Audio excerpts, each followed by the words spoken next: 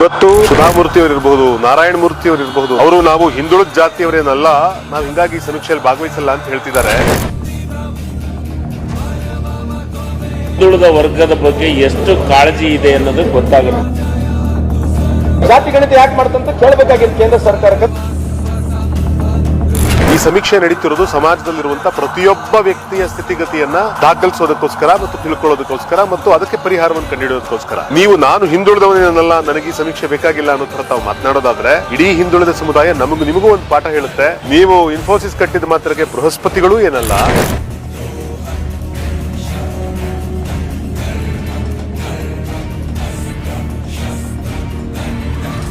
ಈ ಸಮಾಜದಲ್ಲಿ ತುಂಬಾ ಜನ ಹಿಂದುಳಿದವರು, ದಲಿತರು, ಬಡವರು ಇದ್ದಾರೆ. ಅವರ ಶಿಕ್ಷಣದ ಗುಣಮಟ್ಟವನ್ನ, ಅವರಿಗೆ ಸಿಗಬೇಕಾಗಿರುವಂತಹ ಸವಲತ್ತುಗಳ ಗುಣಮಟ್ಟವನ್ನ ಹೆಚ್ಚಿಸಬೇಕಾದ್ರೆ ಒಂದು ಅಧ್ಯಯನ ನಡೀತಾ ಇದೆ. ಇದರೊಳಗೆ ಭಾರತದ ಪ್ರಜೆಯಾಗಿ ಯಾಕೆಂದ್ರೆ ಸುಧಾಮೂರ್ತಿ ಅವರು ಇವತ್ತು ರಾಜ್ಯಸಭಾ ಮೆಂಬರ್ ಆಗಿದ್ದಾರೆ. ಸುಧಾಮೂರ್ತಿ ಎಂಬ ಹೆಸರಿನ ನಾನು ರಾಜ್ಯಸಭೆಯ ಸದಸ್ಯರಾಗಿ. ರಾಜ್ಯಸಭೆಯ ಮೆಂಬರ್ ನೀವು ಯಾವುದರ ಆಧಾರದ ಮೇಲೆ ಆದ್ರಿ? ಎಲ್ಲರಿಗೂ ಸಮಾನವಾದ ಅವಕಾಶವನ್ನ ಕೊಡ್ತೀನಿ ಅಂತ ಹೇಳುವಂತ ಭಾರತ ದೇಶದ ಸಂವಿಧಾನದ ಮೇಲೆ ನೀವು ಕೈ ಇಟ್ಟುಬಿಟ್ಟು ಇವತ್ತು ಈ ದೇಶದ ರಾಜ್ಯಸಭಾ ಮೆಂಬರ್ ಆಗ್ತೀರಿ. ಕಾನೂನಿನ ಮೂಲಕ ಸ್ಥಾಪಿತವಾದ ಭಾರತದ ಸಂವಿಧಾನದ ವಿಷಯದಲ್ಲಿ ನಿಜವಾದ ಶ್ರದ್ಧೆ ಮತ್ತು ನಿಷ್ಠೆಯನ್ನು ಹೊಂದಿರುತ್ತೇನೆಂದು.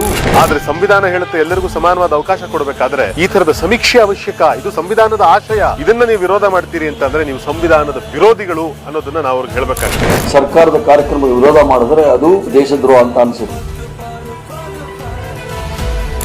ಇನ್ನೊಂದು ನಡೆಯುತ್ತೆ ಏನು ಅಂತಂದ್ರೆ ಇನ್ ಸ್ವಲ್ಪ ದಿವಸ ಆದ್ಮೇಲೆ ಸಮೀಕ್ಷೆಯ ರಿಸಲ್ಟ್ ಅನ್ನ ಹೊರಗಡೆ ಬಿಡ್ತಾರೆ, ಬಹಿರಂಗಪಡಿಸ್ತಾರೆ. ಆಗ ಯಾವ್ಯಾವ ಜಾತಿ ಸಮುದಾಯಗಳು ಎಷ್ಟೆಷ್ಟಿದಾವೆ ಅನ್ನುವಂತ ಅಂಕಿಅಂಶಗಳು ಕೂಡ ಅದ್ರೊಳಗಡೆ ಇರಬಹುದು. ಇದ್ದ ದಿನ ಇವ್ರು ಏನ್ ಹೇಳ್ತಾರೆ ಗೊತ್ತಾ?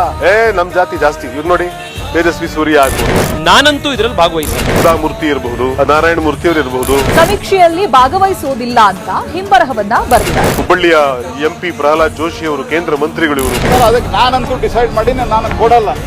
ನಾನು ಯಾವುದೇ ರೀತಿಯಾದಂತ ಮಾಹಿತಿಯನ್ನ ಅವ್ರು ಬಂದ್ರೆ ನಾನದ್ದು ನಮ್ಮ ಮನೆಯವ್ರಿಗಂತೂ ಕೊಡಲ್ಲ. ಇವರೆಲ್ಲರೂ ಕೂಡ ನಾಳೆ ದಿವಸ ಏನ್ ಹೇಳ್ತಾರೆ ಗೊತ್ತಾ? ನಮ್ ಸಮುದಾಯ ಇಷ್ಟು ಲಕ್ಷ ಇದೆ, ಅವರು ಕಡಿಮೆ ತೋರಿಸ್ಬಿಟ್ಟಿದ್ದಾರೆ ಬೇಕು ಅಂತ. ಅಲ್ರಿ, ಸಮೀಕ್ಷೆ ಮಾಡ್ಬೇಕಾದ್ರೆ ಸಮೀಕ್ಷೆಗೆ ನಾವು ಮಾಹಿತಿ ಕೊಡಲ್ಲ, ನೀವ್ ಯಾರು ಮಾಹಿತಿ ಕೊಡಬೇಡಿ ಅಂತ ನಿಮ್ ಸಮುದಾಯಕ್ಕೆ ನೀವು ಕರೆ ಕೊಡ್ತೀವಿ. ಆದರೆ ಈ ಸಮೀಕ್ಷೆಯಲ್ಲಿ ಅವರು ನಿಮ್ಮ ವೈಯಕ್ತಿಕ ವಿಚಾರಗಳನ್ನ ಪದೇ ಪದೇ ಒತ್ತಡ ಮಾಡಿದ್ರೆ ದಯವಿಟ್ಟು ಕೊಡಬೇಕು. ಸೊ ಎಷ್ಟು ಜನದ ಮಾಹಿತಿ ಇರುತ್ತೋ ಅಷ್ಟು ಜನ ಸರ್ಕಾರ ಬಿಡುಗಡೆ ಮಾಡಿದ ದಿವಸ ನಮ್ಮನ್ನ ಬೇಕು ಅಂತ ಕಡಿಮೆ ಮಾಡಿದ್ದಾರೆ ಅಂತ ಸುಳ್ಳು ಹೇಳ್ತೀರಿ. ಈ ರೀತಿಯಾಗಿ ಸಮಾಜದಲ್ಲಿ ನೀವು ಡಿಫರೆನ್ಸ್ ಕ್ರಿಯೇಟ್ ಮಾಡೋದ್ರ ಬದಲು ಸಮೀಕ್ಷೆಯಲ್ಲಿ ಭಾಗವಹಿಸಿ, ಸಮೀಕ್ಷೆಯಲ್ಲಿ ಎಲ್ಲರ ಆರ್ಥಿಕ ಸ್ಥಿತಿಗತಿಗಳನ್ನು ಸಮಾಜದ ಮುಂದೆ ವಿವರಿಸಿ, ಸಮಾಜವನ್ನ ಸರಿಯಾದ ದಿಕ್ಕಿನಲ್ಲಿ ಮುನ್ನಡೆಸೋದಕ್ಕೆ ಸರ್ಕಾರದ ಜೊತೆಗೆ ಸಂವಿಧಾನದ ಆಶಯಗಳ ಜೊತೆಗೆ ಕೈ ಜೋಡಿಸಿ.